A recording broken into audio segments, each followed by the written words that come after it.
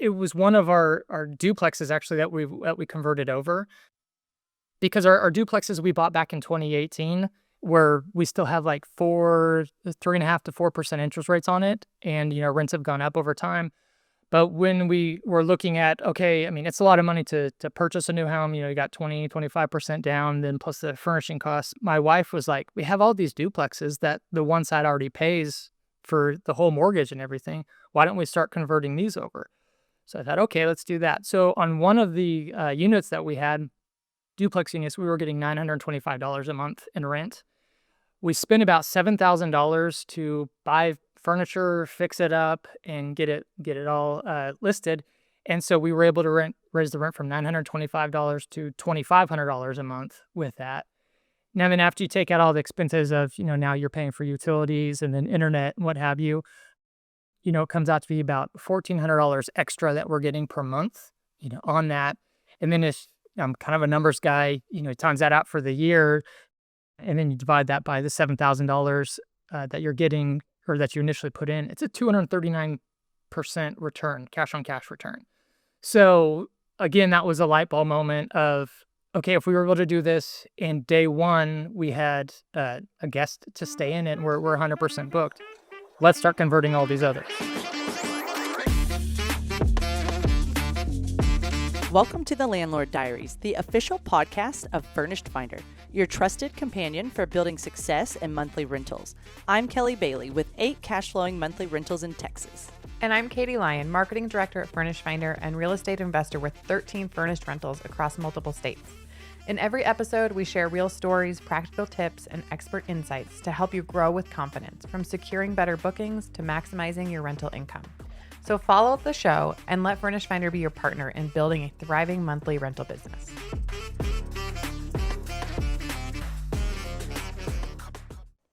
Meet Cameron Carrozza, the owner of Home Sweet Housing, who turned long-term rentals in small-town Kentucky into cash-flowing midterm rentals. With 6 properties on Furnished Finder and average stays of 9 to 10 months, Cam is proof that you don't need a hot metro market to win big with monthly midterm rentals. In this episode, we'll break down how midterm rentals helped Cam achieve the 1% rule, boost cash flow, and create a remote business model that's both profitable and surprisingly low maintenance. Cam, thanks for joining us today. First off, I'd love to understand, how did you get started in real estate and what led you to small town Kentucky? Yeah, that's a full question, and it actually started at my niece's, I think it was her 5th birthday party, where I was talking to one of the other dads that was there, and he told me about you could buy a property. We were living in California at the time. You could buy a property up in this area called Yuba City, and you could rent it out for more than what the payment would be. And this is the first time I was ever introduced to that, and I didn't think it was possible, but starting to look into it, we realized, this is actually possible. So I talked with my wife, and we ended up buying our first rental property out in Sacramento. And what we found out was that the only way we could qualify for this property is if we lived in it, and this was a duplex out there. So we lived in one side, and then we rented out the other side. And coming from sort of a more affluent area to downtown in South Sacramento, it was quite of a shock to most of our family. And I'll never forget, my dad said, if you stick it out for the full year, because we did the FHA, he goes, I'll commend you to sticking to your goals. But if you leave before that first year, I'll commend you for, wising up and making the right decision for your family. So we ended up staying the whole year. We had several cops come knocking on our door. My car got stolen 3 times, and my wife was pregnant at the time too. So we went through our paces, and we had it was quite a story, but we got hooked on the bug. And so 365 days to the day, we moved out and we rented out that other side and got into another property where we did live in flips. And then where we came into Kentucky, we decided that we wanted to move out to Tennessee. And so knowing this, I started looking all over, and on Craigslist, I found this duplex that was for sale by owner on Craigslist of all places. And so as we caravanned cross country, we stopped in this little town in Kentucky, and we looked at it. We met the owner, did a handshake agreement that this is what we wanted to do. And it turned out to be a really good investment property, and we just loved the town. And so this was back in 2018. we just kept buying duplexes. And so we own about 7 duplexes in that area right now. And then after COVID happened and interest rates started going up and prices started, going from there, we really were stuck if we wanted to continue to buy properties, but we couldn't make that 1% rule work. And so we didn't want to just throw money just for the sake of, spending money. So we had to switch focuses. And that's when back in 2023, almost 2 years to the day, that we learned about midterm rental and jumped into that game. So that's how we've gotten here. It's a long story, but yeah. So out of your current portfolio, how many of those long-term rentals have you converted to midterm rentals now? So 2 of them have been, and in fact, I have a U-Haul truck in my driveway right now. We're going to convert our 3rd one tomorrow, and then we have the hopes of converting 9 total of those long-term into midterm. Awesome. And I think you have 7 duplexes total and 4 single-family homes, right? Is that your full portfolio? Correct. Yeah, that's our full portfolio. So 18 doors total, and the single-family homes is what we started with at midterm. So tell us, what was the moment like when you realized that your long-term rentals weren't cutting it and you wanted to give this midterm rental thing a try? Yeah, so great question. So I'd been stuck and I joined a real estate group, and they had this guest come on named Jesse Vasquez, and he talked about midterm rentals. And I remember after that, I shut the laptop down and I went to my wife and I was like, we're changing our whole strategy. This is what we're doing. And she was like, what? And I was like, just trust me, we're going to do this. And, researched it for about 3 months, watching every single YouTube video, listening to your guys' podcast, which again is so surreal that I'm on this right now. As a result of that, we just said, okay, this is what we want to do. And we looked on the Furnished Finder stats page, and there looked like there was a demand for it. And this was in a completely different town than what our duplexes were, but it was close enough. And so we just jumped in. And I always like the Richard Branson statement. He, if you have an idea, he just says kind of, screw it, let's do it. And, thankfully I have a wife that's on board with that too. And so that's what we did, and we got it. And from day one off of Furnished Finder, we had a tenant who was a travel nurse, stayed with us for almost 2 years. So it was fantastic. Yeah. That is incredible. Yeah, sometimes you just got to try it, right? Sometimes the only way to know if something is going to work or not is to try it.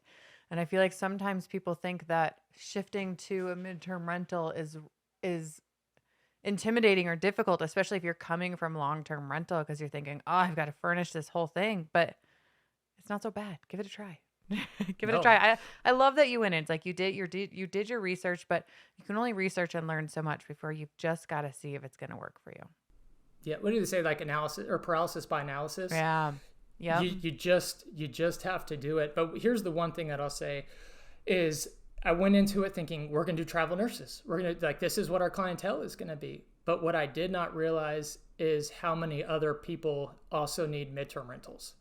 Construction workers, supervisors, we do have doctors and nurses staying with us, but the insurance displaced families, I mean, it is just unbelievable. So it's like, man, there's a bigger opportunity than what I originally thought getting into it. Yeah, and I think one of the things originally that made you even start looking in the first place for a different strategy was your long-term rentals were no longer cash flowing, and you wanted to find something that made sense for your investment strategy. And it led you to the midterm rentals, which you've been pleasantly surprised that you can hit the 1% rule. So tell us, why don't you explain to us what the 1% rule is and how many of your current rentals are accomplishing that right now? Yeah, so basically the 1% rule is you want your rents to be at least 1% of the purchase price. So if you buy a home for $100,000, tell me where you're buying that. I'd love to find that out. And then if you could also get at a purchase price of $100,000, rent it out for at least $1,000. It's kind of a good rule of thumb. With insurance going up the way that it's been, it's not always an accurate statement to see if it's a good property, but it's a good starting point, if it doesn't meet that. But what we found with midterm rentals is we're actually looking around 2.5%, in our area. So again, this is just completely open the door. You have to pay a little bit more on the upfront cost of just furnishing it, but you're going to get the rents so much better with that. And then not only that, the level or the quality of the guest is, in our experience, substantially better and more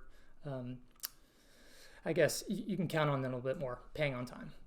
I think you have an example from one of your single family homes of how it actually breaks down too, if you want to share that with everybody. Yeah, so this was actually one of it was one of our duplexes actually that we converted over, because our duplexes we bought back in 2018, where we still have like 3.5% to 4% interest rates on it, and rents have gone up over time. But when we were looking at, okay, I mean, it's a lot of money to purchase a new home. You got 25% down, then plus the furnishing costs. My wife was like, we have all these duplexes that the one side already pays for the whole mortgage and everything. Why don't we start converting these over? So I thought, okay, let's do that. So on one of the units that we had, duplex units, we were getting $925 a month in rent. We spent about $7,000 to buy furniture, fix it up, and get it all listed. And so we were able to raise the rent from $925 to $2,500 a month with that. Now then, after you take out all the expenses of, now you're paying for utilities and then internet and what have you, it comes out to be about $1,400 extra that we're getting per month, on that. And then if I'm kind of a numbers guy, times that out for the year, and then you divide that by the $7,000 that you're getting, or that you initially put in, it's a 239% return, cash on cash return. So again, that was a light bulb moment of, okay, if we were able to do this and day one we had a guest to stay in it and we're 100% booked, let's start converting all these others over. And so that's been our strategy right now. Like I said, we're going to be doing that, loading up tonight and driving down to Kentucky to put that in there. And have those neighborhoods still worked okay for you? Are you in safer neighborhoods now? Because I know safe neighborhoods and environments are really important to those midterm travelers. Yeah, absolutely. And so these duplexes that we have, they're all brick, and they just so happen to be just over a mile away from the local hospital. So I said we have a doctor in there right now, and they're in the back of a cul-de-sac. So we have 3 on one street. So it works out really good. And the town that we live in was rated the friendliest town to live in by USA Today. So it's like it's a good town. Oh yeah, that's incredible. Yeah, it's really rare to be able to hit that 1% rule. I feel like that rule is, just in theory pretty outdated. It's like pre-COVID, right? That like a lot of times you could get that number to work. So a lot of times you're forced to do an MTR or a short-term rental strategy just to be able to hit those numbers. So to know that you're able to hit that 1% rule and surpass it by so much is really encouraging. Plus getting the return on that investment with that furnishing, because it's an upfront investment, but it's an investment, right? You want to get that return on it. So I think that is incredibly encouraging and really cool to hear that you've actually taken the time to calculate it out and see how that has panned out for you just over that short period of time. Yeah, absolutely. Not only that, it scratches the itch. My wife loves to shop and to decorate. So I say, here's the company credit card, go big game busters. And so she loves that. Well, and you mentioned furnishing a couple times so far, and that you accomplished that furnishing for around $7,000. What we haven't discussed is what size are your duplexes. So what size are these properties that you're turning into midterm rentals? And I think you reach quite a nice cash on cash return with your furnishings as well. So tell us about that. Yeah, so our duplex units are about a 3-bedroom, 2-bath.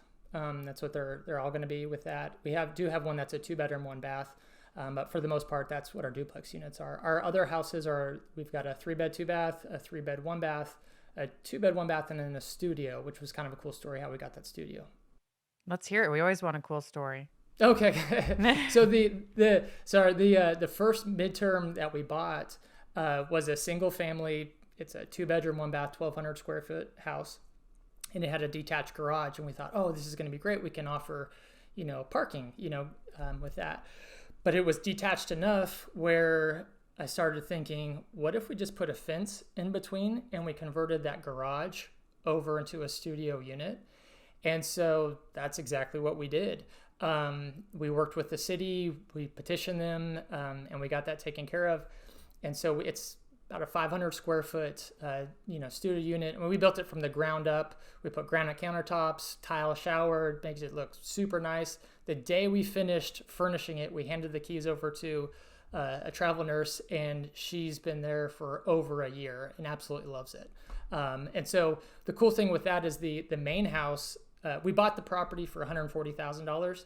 The main house we rent out for $2,000, which we're getting ready to raise that up. And then the studio unit is $1,650. So for $140,000, we're getting $3,650 a month off of that. So again, over 2% rule. Yep. That is quite the accomplishment. And those rules are in place because they make a signal for, a great deal and a good investment. So I think you have to use them in different ways than maybe you used them 10 years ago, but they're still really good signals. For anybody who is not familiar with cash on cash return or these, 1%, 2% rules, they're just guidelines. Cash on cash is a simple way to measure how much cash you're getting back on the actual cash you've invested. They're signals, right? And they're going to change. But it's really interesting to hear that you've taken the time to really thoughtfully calculate those. Because they can be really good signals, but also something like cash flow, right? Just hearing that you have that cash flow, obviously that's a positive signal, and occupancy, that's a big signal. So don't feel like you have to be really sophisticated with the numbers to know if your investment's good or not. At the end of the day, if you're getting some monthly cash flow, fantastic. You're also paying down the you're paying down the debt of your property, and you are getting more appreciation on your property as time goes by. So that's why I love real estate. I don't know about you guys, but it's like you're really generating wealth in multiple different ways, right? It's like some months when I'm like, man, we didn't get much for cash flow this month. It's like, okay, but I have to remind myself we're getting tax benefits. Someone else is paying down my mortgage for me. And at the same time, that property is worth more and more every single day. So there's a lot of factors in play with real estate, and they are all, things that can benefit you in the long term. So all right, Cam, we've kind of alluded to this, but let's talk about how long your average midterm rental tenant has stayed and some of the different tenant types that you have been able to host. Looking for a simple, professional way to manage your monthly rental? Furnished Finder's Landlord Tools brings everything together. Tenant screening, lease templates, and online rent payments, all in one place. Stay organized, save time, and stay in control. For more information, explore Landlord Tools today. So going through Furnished Finder, hands down, the tenants stay longer. If you get them off of some of the other bookings, it's usually like maybe a month, 2 months with that. But what we found is Furnished Finder, they're there for a reason, and they're there for a long time. So I said our first tenant was there just 1 month shy of 2 years. Which was fantastic. And then the garage that we converted right beside it or behind it, she was there, she's still there, and we're going on about a year and a half. We liking the street and the neighborhood, so we bought the house 2 doors down, just happened to come up for sale. We've had a little bit more turnover with that, but they're still about 3 to 4 months, at a time. And then the gentleman that we have at the original house, he's just put in his notice. He'll be out in September, so that's a 9-month stay with that. That's just kind of what we've been able to come to. And it doesn't stay vacant long, maybe 2 weeks, and then we have someone else coming in. So it's been a great experience for us. I kind of feel like it's more of a long-term strategy, even though it's quote unquote midterm. The people are staying for a long period of time, and we're getting those short-term prices, which is just fantastic. Yeah, definitely. And we can't talk about midterm rentals without letting you share how Furnished Finder has been an impactful part of that journey, because as most of you know, Furnished Finder has been in business since 2014. We've grown to over 300,000 listings nationwide, and 225,000 landlords look for tenants on our site. So it's a great place for you to be in control and to connect with quality tenants. So how has Furnished Finder been an impactful part of that journey for you, Cam? You want to go where the people are, right? And coming into this midterm, not having any experience, the one constant that I heard over and over again was Furnished Finder, Furnished Finder, Furnished Finder. And so when we posted it up there, I kid you not, like the first day we were getting hits on it. And so, we put all of our properties on Furnished Finder because that's where we know people are looking for it. We've been trying to, the guests that we have, especially businesses, trying to coordinate with them. So if they have additional employees coming through, can book through there. But the biggest impact for me, not knowing how to market my property, not knowing where to go, Furnished Finder is where these clientele are going to. So go there and be there. And so that's given us a head start of getting our places booked.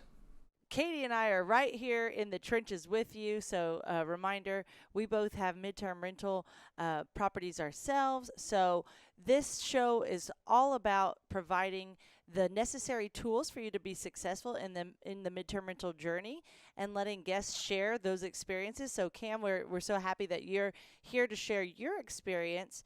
So I think the perfect place to go next is, how do you find the right properties? That's the biggest questions we get is, how do I know how to price my rental, and how do I know that my market is the right area? So what advice do you have using the Furnished Finder stats page or the market insights of, how someone should look for their market?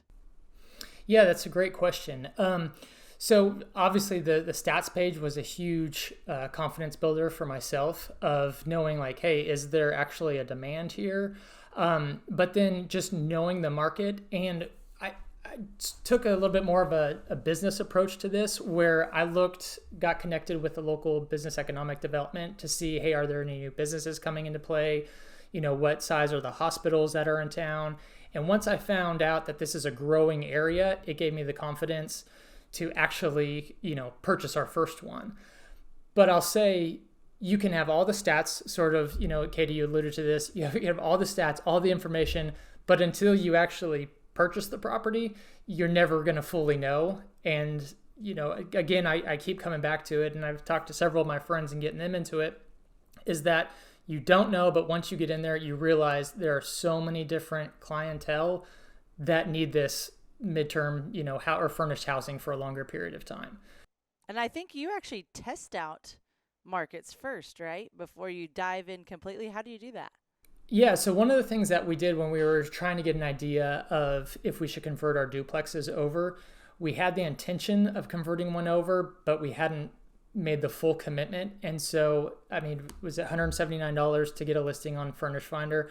And we put one of our duplex units up just as completely, it was vacant, no furnishings. And we just said, this will be, furnished by this date. And because according to the Furnished Finder stats, there really wasn't a market for this area. So, and there weren't any other rentals on the market for there. But as soon as we put that up, within a month, I probably had 5 dings say, hey, is your place available? Can we get this? And what I found out was, just because there was no stats information page, because there were no other rentals in the area, we were the only game in town. And so we could kind of name our price of what we had. I don't think you had even furnished it at that point. I think you just put it up with the anticipation of furnishing. So how did you market as a long-term rental, knowing that you wanted to convert it to a midterm rental, if the demand was there?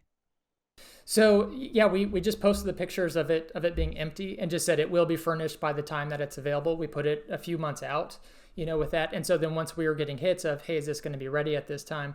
That gave me the confidence to say, all right, let's go in and we convert this. And so that's what we did. And like I said, the day after we had it done, we had a doctor moving in with us. Yep. There's ways for you to test, right? Before you have to jump all the way in, especially if you already have the property, right? You already have it as a long-term rental. That investment to see what kind of leads you're going to get, just make your listing accurate like Cam did, right? Like putting that it's available in the future, a date that you could realistically have it available, and that, furnishings coming soon. That is, that's such a smart way to just go ahead and test and see what's realistically in this market, because it's you can get all this information from the stats page and looking at other listings and talking to people, but sometimes you just got to get in the pool to see how the water feels.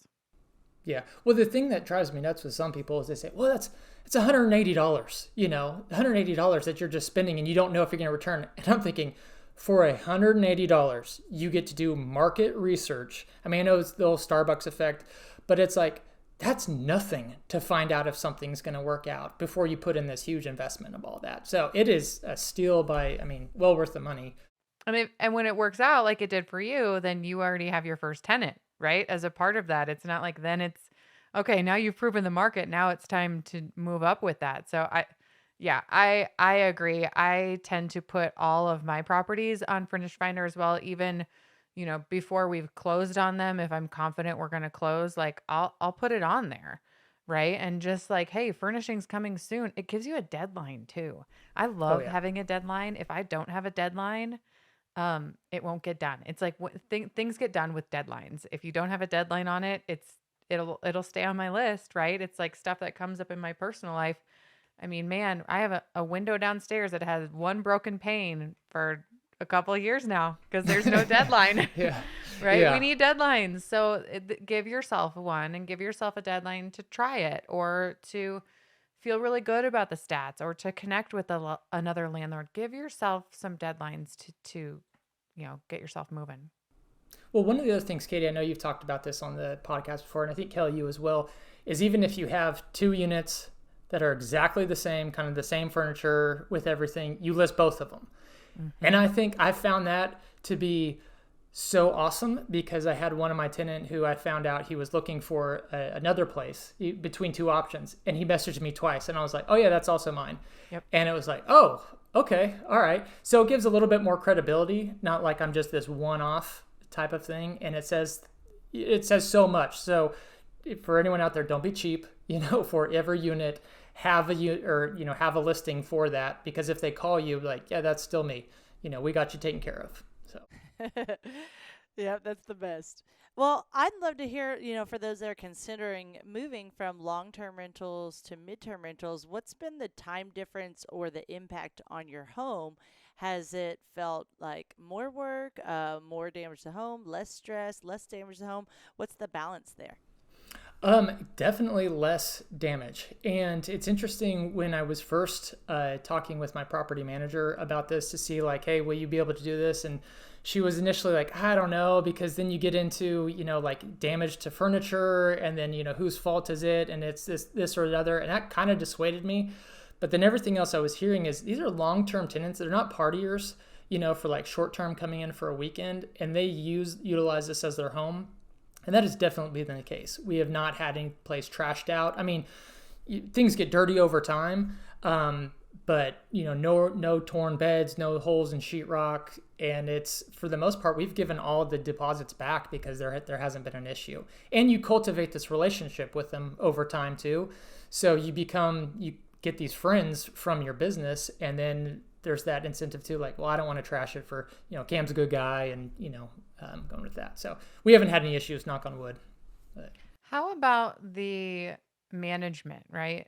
We always talk about long-term management is the turnovers are really hard. Someone's been in there for at least a year and they moving furniture in and out, and who knows if they put stuff on the wall or mounted TV, like who knows, right? Who knows what the yard is going to look like if you have a yard. But we talk about that a lot, but what we don't talk about quite as much is when you are a long-term rental landlord, typically you're getting those tenants in there, and then unless the water heater breaks, the furnace goes out, something big happens, you usually don't hear much, which is one of the perks about long-term rentals, right? How has that been for you with shifting over to midterms, that like day-to-day management? Has it felt like, oh man, this is a lot more, or has it felt pretty comparable and manageable? Well, all of our long terms we've had with a property management company, and they've done a phenomenal job. So they haven't done anything. The 4 units, single family units that we started off with our midterm, we're actually managing that. So going from like no involvement to some Literally involvement. none. Yeah. Yeah, exactly. So yes, there is a difference with that. But what I've found is that if you're responsive to these folks, like no one expects everything to be perfect, right? But as long as you respond to them quickly, I mean, you can let the house like burn down and be like, don't worry, I'll get you a new place tomorrow. Like, okay, all right, everything's fine. So, but again, I've always taken it, maybe this is, it is more than what I've used to. And I've, played with the thought of like, maybe I just hand this off to my property management because she said she would manage these for me. And I just find the guests going forward.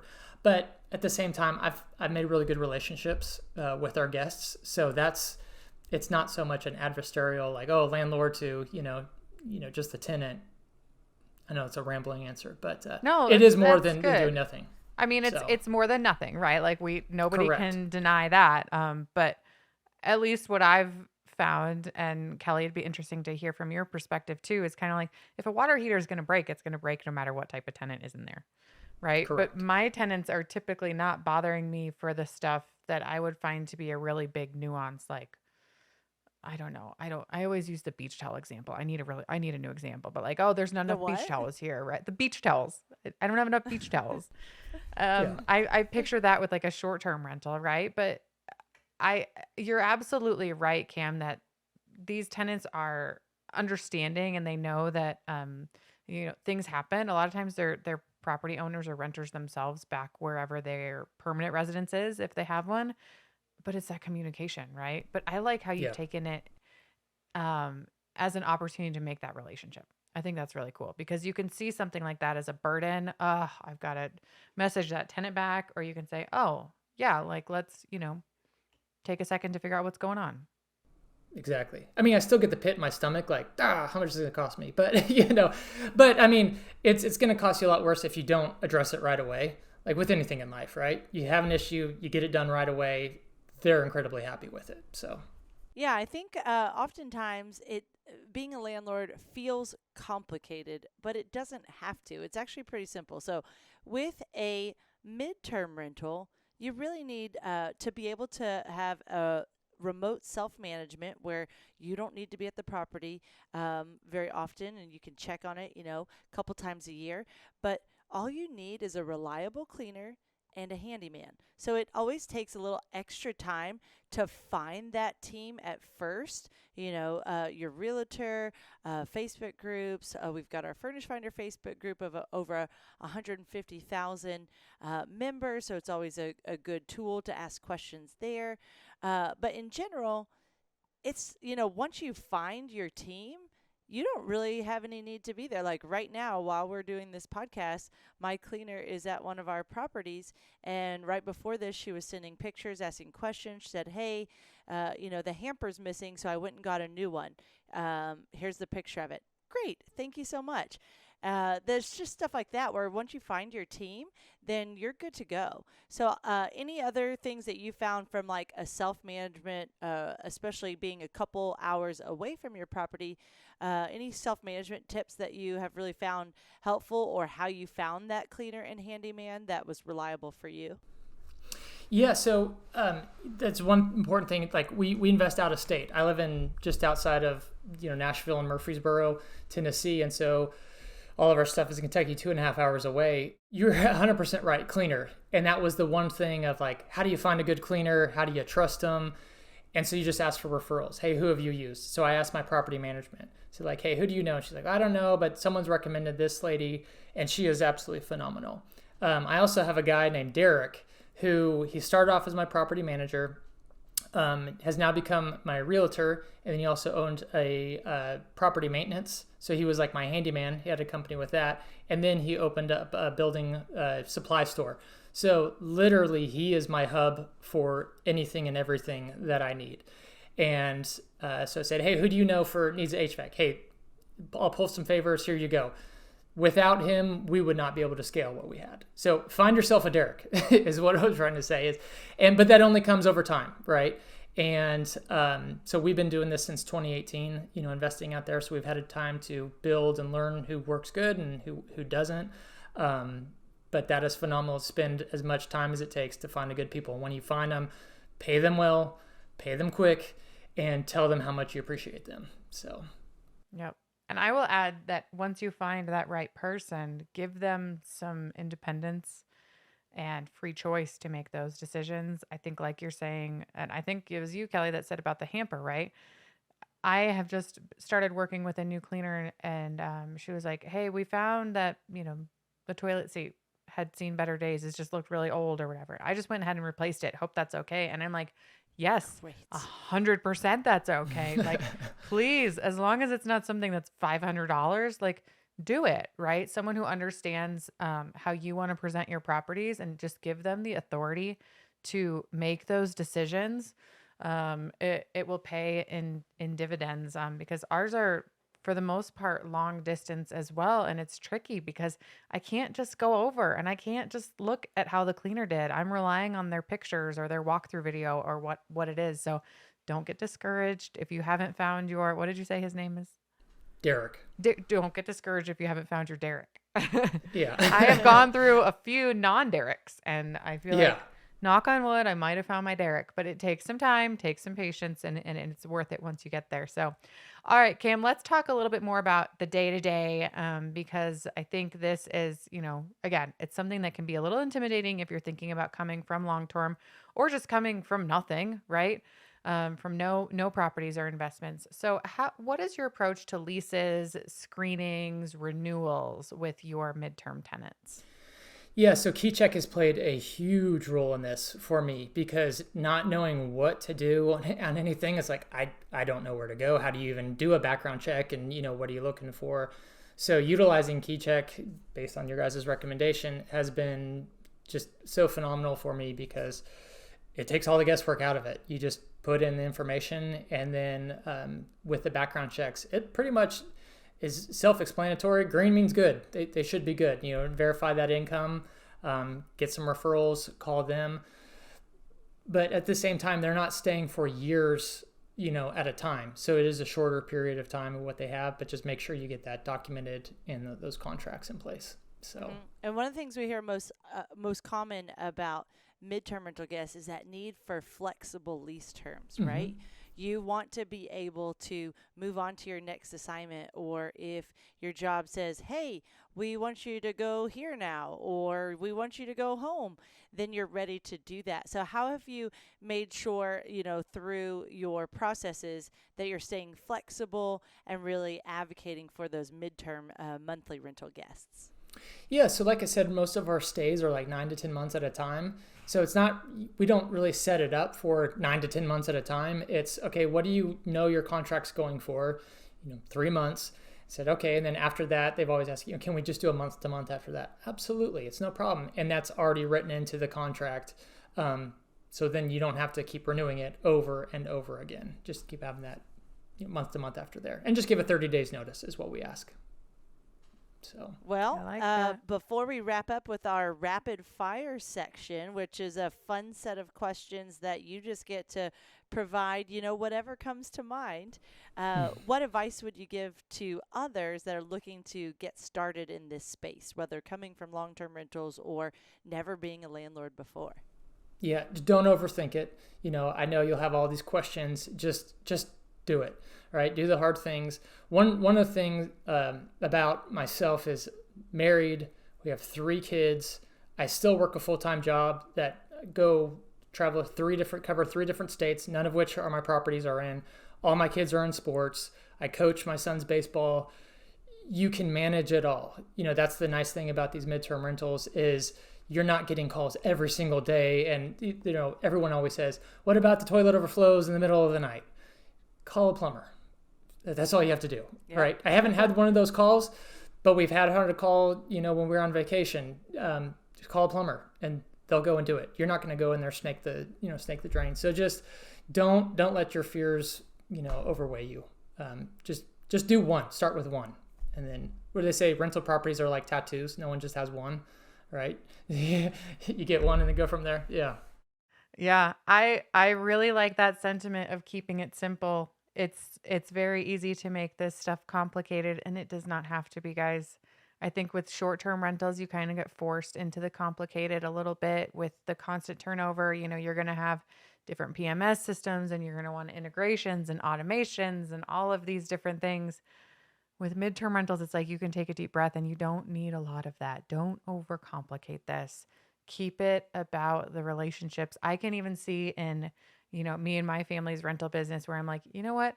I think we've like overprocessed some of these things a little bit where we need to become a little bit more human and just send a text instead of here's your, automatic email with your QR code or whatnot. It's like, let's just become a little bit more human. We could all just use a little simplification. So I think that is a great message for anybody because it's doable. It's doable, guys. It's not, we're not we're not doing rocket science over here, right? No. We're giving good homes to people who need good places to stay. So, all right, are you ready for rapid fire? Let's do it. This is our newest addition to the podcast. It is my favorite new addition, perhaps because my brain on average goes about 400 miles an hour, and now I feel like this section keeps up. So it's so great. All right. First rapid fire question. What is the most surprising item a midterm rental guest has ever left behind? Ooh. It's not really surprising, just kids' toys.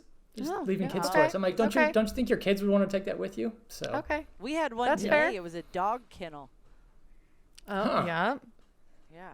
yep. I was like, how do you lose a dog kennel? I think it was just tucked up underneath something.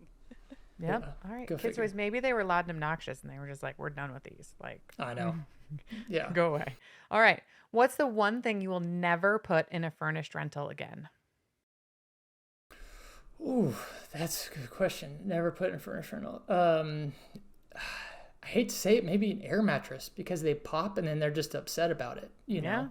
That's fair. And probably air mattress. That's fair. Mm-hmm. Oh, this is a fun one. All right. If your properties had a theme song that played every time you got a new lease signed, what would it be? Ooh, every time. What's that song? Every time. That Montel Jordan, This Is How We Do It. Oh, right? love That's what I it. go with. Yeah. Yeah. Fun fact, Kelly, I don't even think you know this, which is interesting because Kelly made these rapid fire questions for today. But every time we get a new lease signed, I have a horn and we honk the horn. And That's my awesome. husband's office is in the basement and I'm upstairs. So I'll literally just hear him honk, honk. And then I know, hey, we got a new lease signed, or, anything significant. We have the horns. Drives our kids crazy. Well, this has been a fun episode. Cam, thanks so much for joining us. If anyone wants to connect, they can, of course, find your listings in the show notes. If there's any other way you'd like them to connect, please feel free to share it. Otherwise, is there anything you want to wrap up our episode with? Just do it. So thankful for Furnished Finder. Without you, I do not believe I'd be where I am today. So grateful for y'all. Awesome.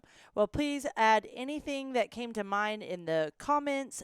We love being able to help you in your midterm rental journey, and we'll catch you again next time. Bye, everybody.